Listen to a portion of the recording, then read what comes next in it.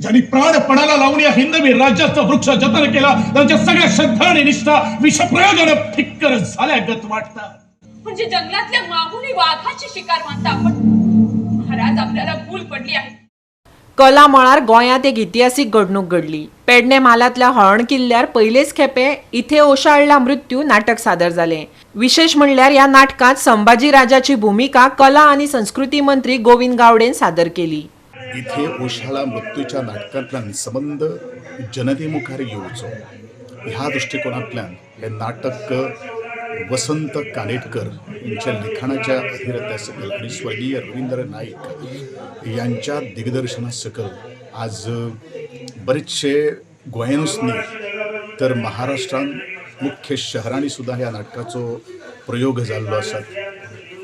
पत्रकाराच्या माध्यमांतल्यान बरेचशे तुमकां सगळ्यांक माहिती मेळिल्ली आसा.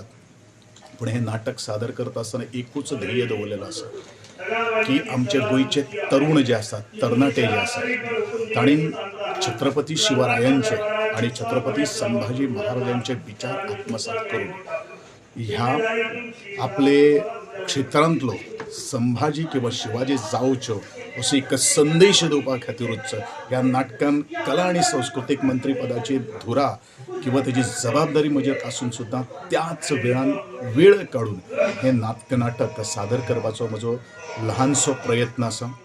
आम्ही वतनदारांनी तहात शिर्के या हिंदवी राज्यात थोरल्या व सध्याच्या महाराजाने अद्याप तरी कोणत्याही सरदारांना वतन दिलेली नाही. पूर्वी दिली नसतील, पण यापुढे तरी द्यावी लागतील.